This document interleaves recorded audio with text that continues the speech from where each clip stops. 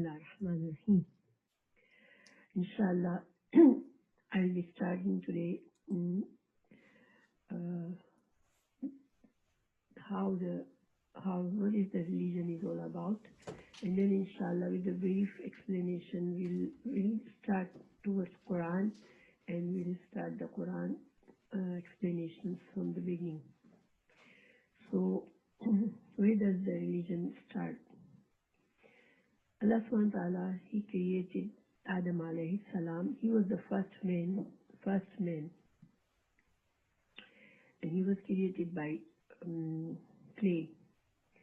Then Allah subhanahu wa ta'ala created his wife from him. After that, Allah had taught Adam all the things that he needed to know about the things about this world, like the earth. What are the things on the earth, sky, and all kind of functions? Any knowledge that a human needs to live their life on this earth, Allah subhanahu wa ta'ala has taught Adam alayhi salam after his creation. Then Allah had told Adam alayhi salam and his wife to go and live in Jannah and live wherever you like, go wherever you like, explore things, eat things, drink things, enjoy yourself, and you can go anywhere. But there was one thing that they were not allowed to do, was go near a tree that Allah subhanahu wa ta'ala had pointed out, that don't go near this tree and don't eat from this. So what happened is that Shaitan, he's the jinn, and his creation, jinn's creation was done before human beings' creation. So he was actually a jinn, like what you call it, like the Adam is the first man, so Iblis was the first jinn, and then after that, both they had generations after generation. They had their children. So now Iblis, because he felt superior in his heart, that he was superior to Adam, because Adam was made of clay and he was made of fire. So when Allah subhanahu wa ta'ala had asked and told all the angels to bow and go in sajda for Adam alayhi salam, so the Iblis, since he was living among angels, because he was very, very pious, he would worship Allah subhanahu wa ta'ala constantly. So he was keeping the company of angels. So Allah subhanahu wa ta'ala, when Allah commanded all the angels to go for do sajda for Adam alayhi salam, so jinn was included, like Iblis was also given this commandment that to do the sajda. So all the angels did the sajda for Adam alayhi salam, but Iblis refused. And the reason he gave it to Allah, that I am superior to him, so why should I do the sajda to someone who is less than me? Allah subhanahu wa ta'ala did not like this disobedience of Iblis, and Allah had told him that he would be away from Allah subhanahu wa ta'ala's mercy forever and ever. So Iblis became enemy to human beings at that time, and from that time Allah had given him the chance and some time till the end of this earth, when everybody would be destroyed or everything would be killed. That is the time that Iblis can whisper in a human being, and he could whisper bad things, and he could make people do things that Allah would be angry with them. So Iblis, what he did, he went and he whispered in Adam and Hawa's ears and told them, convinced them to eat from that tree. And he he did try very hard to do that, and eventually he was succeeded to make Adam and Hawa eat from the tree. And that was a direct disobedience that Adam and Hawa did from Allah's command. So Allah had asked them, why did you do this? Why did you disobey? And they were very, very sorry, and they apologized. They did their tawbah to Allah, and they said to Allah that Allah, we did something very bad to ourselves by disobeying you, and now we would deserve your punishment unless you forgive us, and you please forgive us. This dua is in Quran in Surah Araf. Inshallah, I'll get to that someday. But right now, Allah subhanahu wa ta'ala accepted his tawbah and forgive them. But that test, after this test, Adam and Hawa were sent down to live on earth. And they were told that now they have to live their earth life, and they have to work for their living. They have to do all the human beings, all the human beings' weaknesses and needs and desires, and they have to face all these challenges to live in this world till their lives are ended. And then eventually, if they had done good, then they will go in Jannah. But meanwhile, Adam and Hawa will have many children, and then their children will have children, and this is how human beings would be spread in this whole world. And Allah said at that time that I will be sending messengers. These messengers would come and teach people about Allah, who is Allah, and what is the purpose of their life, and what is going to happen, what they have to do, what is good, what is bad, and what is it that they have to achieve to finally, eventually get into Jannah. So, and Allah said, whoever would believe my messengers and follow them, then they will according to their teachings, then they will earn themselves Jannah, and they will go to paradise.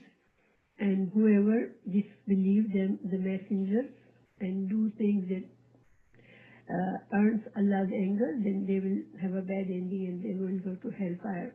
This is how the human life started. Then after that, Allah subhanahu wa ta'ala sent many, many messengers.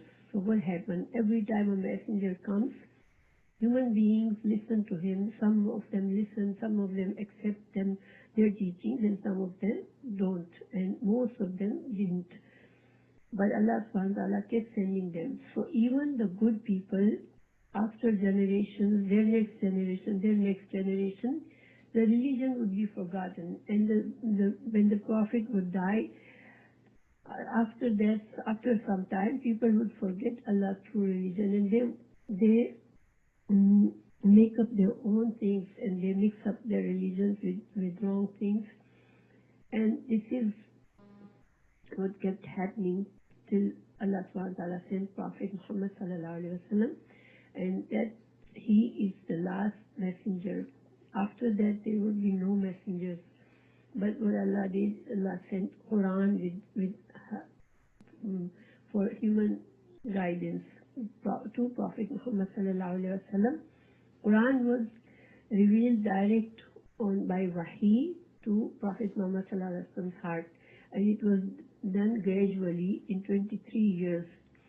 So when the Wahi, the revelation would come, Hazrat Jibreel, the angel who has a great place in angels, is actually the leader of angels. So he would come down with the revelation. He would recite to Rasulullah sallallahu alaihi wasallam, and immediately Rasulullah sallallahu alaihi wasallam would be like protected in his heart, and he would remember everything that he was taught. So this is how 23 years was the Quran came slowly, and the wisdom in that was that Rasulullah sallallahu alaihi wasallam had a mission in his life. His mission was to his people of Arabia in that time. The whole of Arabian Peninsula would be converted to Islam, and the Kaaba, which was at that time, before the birth of Rasulullah Sallallahu Alaihi Wasallam, at that time, people were not worshipping in Kaaba for Allah. They had many idols, and they were worshipping idols in Kaaba. So his mission was to free Kaaba from idol worshippers and establish a proper religion, Islam, in his life. So this is why he had to face many challenges in his life. So, and Allah subhanahu wa ta'ala kept sending different revelations at different times to make things more like understandable for people that were converting, and also to give courage to Muslims at that time, and also to give them wisdom how to deal with the situations.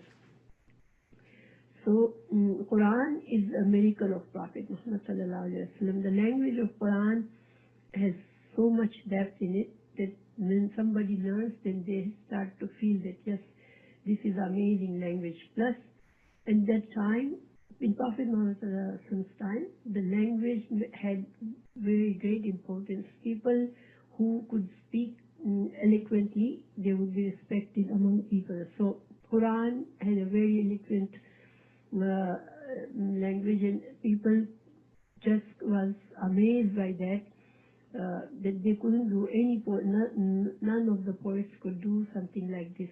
They can produce something like this. So Quran, Allah, when He gave Quran, He said in Quran that I have sent the Quran and I will be protecting it. Means this Quran is now till the end of the time. This is the book of guidance for human beings, and Allah has protected it. And we can see that by looking at Quran, that if we go any part of the world, if there are Muslims, we pick up Quran, if they have Quran, it would be no different from the Quran we have. And Allah subhanahu wa ta'ala make this special characteristic in this book that so many people can memorize it. So in Prophet sallallahu alaihi wasallam's time, most of the Sahaba, the companions, had memorized the Quran. But the Quran was not in a book form at that time like we have, because those days paper was not so easy to come. So people would write. Prophet sallallahu alaihi wasallam assigned some companions' job to write the revelation whenever it would come down. And Prophet Muhammad sallallahu alaihi wasallam also tell them that this verse would be placed in this place in Quran. So this information was there, but Quran was not put into one book. This work was done in Hazrat Abu Bakr Siddiq's time. He was the first Caliph of Muslims, and he was the best companion of Prophet Muhammad sallallahu alaihi wasallam. So he became the first Khalifa after Prophet sallallahu alaihi wasallam's death, and he gave this job to he chose three best scholars of Quran at that time. There were so many people who knew by heart the Quran, but these were the scholars at that time. Among the Sahaba, these three were understood as scholars of Quran. They knew each and every ayat, verse, what was the background, why it was revealed, and where Prophet sallallahu alaihi wasallam has advised them to place this in Quran. So anyway, this copy was prepared in the first copy on the paper was prepared in the time of Abu Bakr Siddiq. Then the third Khalif, Hazrat Uthman, his time, the Muslim rulings were like so expanded. The Muslim boundaries of Islamic State was so expanded that it was going to Europe and Asia, most of the areas. So then they needed more copies of Quran, and put it into just one way. Like it was so 6 scholars again was decided. 3 of them were the ones that were before, and now there were 6 scholars. Their job was to put this Quran in a way that then it would be for till the end of the world. Now this Quran would be in the way that we see now. So this is why this is all Mashaf Usmani. Okay, because Hazrat Usman alayhi salam had asked to do this job, so this call is recognized. This one is recognized by his name. So inshallah, we will start on the next recording, next lesson, the